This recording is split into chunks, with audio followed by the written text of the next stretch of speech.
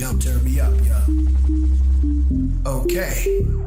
The world is what we make it when we visualize. It's in your eyes. Realize. Stay alert. See your inbox and don't blink. Don't blink. Check it out, yo. Go think. Go. Do you think there's an easier or fast route to success? That's a tricky one, because if I said yes, it would mean that people can find an easy way to be successful. I don't think there really is an easy way to success, but I think that there are ways that you can achieve success easier than other ways, right? So there's not an easy way, but there are easier ways. And one of the easiest ways to achieve success is to look out for something that is similar to what it is that you want to achieve. And I do believe that most times not everything is new, right? So look out for things you want to achieve, use them as a model, and then reverse engineer what it is that they have done, right? And what do I mean by reverse engineer? So what it is say XYZ is similar to what I wanted to achieve or what I want to achieve, right? And then take what it is that you have seen them do, and then begin to work your way backwards from the end product that they had all the way down, breaking them up in pieces. So it's pretty much like taking a toy car. So you say, oh, I want to build a toy car, right? There are toy cars that have been built, right? So you take the toy car that has been built and you begin to reverse engineer, take it apart. So you take out the outer body, you take out the components. So you keep breaking down the entire toy car till you get to the last set of tiny pieces. This way what you have done is, and whilst you're doing that, you document it. So you don't just take it apart, you say, okay, I've taken this is this stage. You keep documenting as you piece it apart.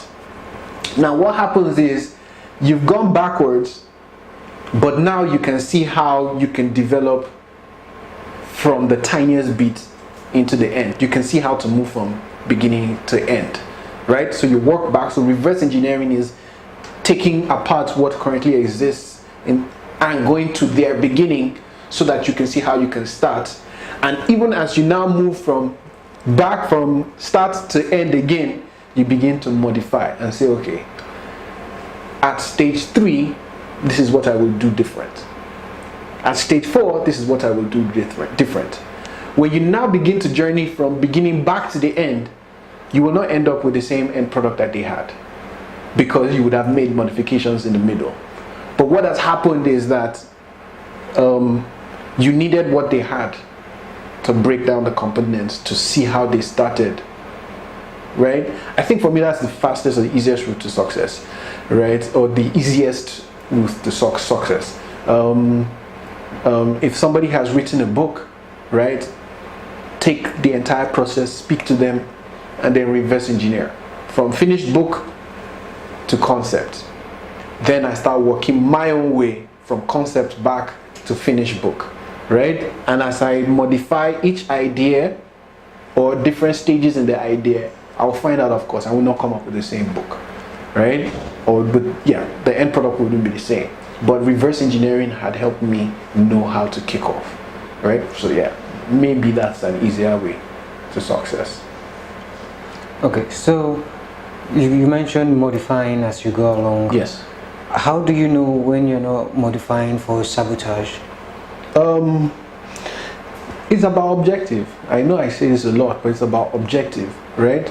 So when you're modifying, you're saying to yourself, so for example, if I wanted to develop a toy car, so to take for example what I was saying, what I wanted to do was develop a black, super fast toy remote control car. But what I had is a white remote control car. Now, as I break it apart, what I'm doing is I'm just breaking apart a white remote control car all the way to the beginning. Now when I start piecing it up and I get to the part where I've reached the stage where I'm now dealing with the components that that deals with the speed of the car. When I make modifications on that, I'm making modifications with the mind that the objective is that this end product has to be fast. So when I'm dealing with the engine or the motor, it means that I can't use the same motor that these guys used. I need to modify and make it faster. Then I modify. Then I keep building the components.